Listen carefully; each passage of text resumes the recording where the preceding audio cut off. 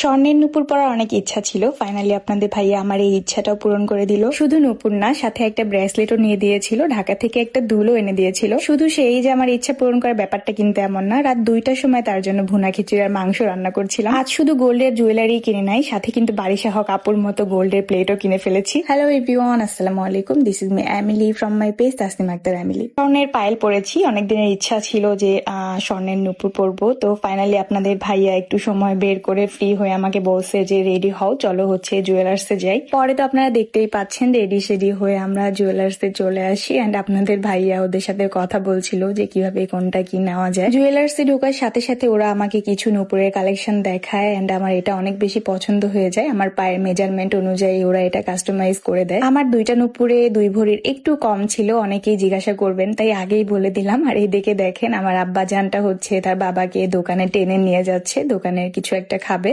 পরে তারা একটু দোকানে যাচ্ছিল, এন্ড আমি বসে বসে আমার নূপুর গুলা শুধু দেখতেই থাকছিলাম। এদিকে আপনাদের ভাইয়া আজানকে নিয়ে দোকানে যায়, আর সেই সুযোগে আমি হচ্ছে জুয়েলার্স এর দোকানদারকে বলতেছিলাম যে আমাকে কিছু ব্রেসলেটের ডিজাইন দেখান। তো পরে ওরা আমাকে একটা ব্রেসলেট দেখায়, সেটা অনেক বেশি পছন্দ হয়ে যায়।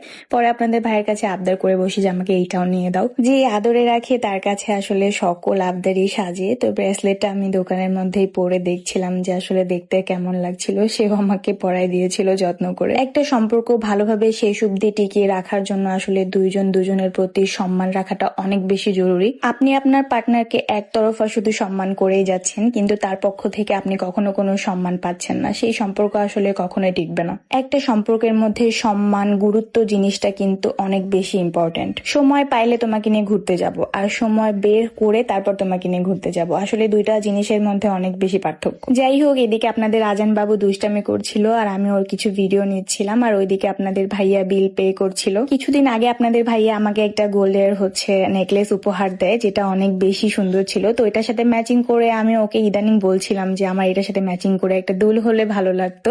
তো হুট করে দেখি সে ঢাকা থেকে আমার জন্য এটা নিয়ে আসে, আলহামদুলিল্লাহ। তারপর তাকে বলেছিলাম যে কিছু ফল টল নিয়ে আসতে, আর এদিকে দেখেন সে আমার জন্য কি হচ্ছে প্লাস্টিকের ফল টল নিয়ে আসে। যাই হোক, মজা করছিলাম। আমি ওরে বলেছিলাম যে একটু ডেকোরেট করার জন্য কিছু এরকম আইটেমস নিয়ে আসতে, তো খুঁজে খুঁজে আসলে নিয়ে আসছে। আপনাদের ভাইয়া ঢাকায় গেলে আমার জন্য কিছু বাজেট হোক বা না হোক, এদিকে আজান বাবুর জন্য কিছু বাজেট তাকে করতেই হবে, না হলে গাড়ি, না হলে এইটা, না হয় সেইটা। ফাইনালি শুধু জুয়েলারি কিন্তু আমি কিনি নাই গোল্ডের, বারিশা হক আপুর মতো কিন্তু গোল্ডের প্লেটও কিনে ফেলেছি। যাই হোক, মজা করছিলাম গাইজ। অনেকেই আমাকে কমেন্ট বক্সে জিজ্ঞাসা করেন যে আমিলা আপু, আপনার এক বাচ্চার মা হয়ে যাওয়ার পরেও এখনো কিভাবে আপনার ফেসটা এত সুন্দর আছে, ফেসে কোনো ব্রণ মেস্তার দাগ নেই। তো আমি কিন্তু অনেক আগে থেকে আমাদের এই হোমমেড ফেস প্যাকটা ইউজ করি। একদিন পর পর আমি এই ফেস প্যাকটা ইউজ করি, সময় পাই বা না পাই। আপনারা কিন্তু এই ফেস প্যাকটা নিতে হলে এই নক্ষত্র ফ্যাশন হাউস পেজে হচ্ছে নক দিতে হবে। আমি পেজ কিন্তু ক্যাপশনে মেনশন করে দিব, এন্ড কমেন্ট বক্সেও আমি পেজ মেনশন করে দিব। যাই হোক গাইজ, আজকে ভিডিও এই পর্যন্ত শেষ করি। এইবার গোল্ডের প্লেটে ভাত খাওয়ার পালা আমাদের। বড় লোক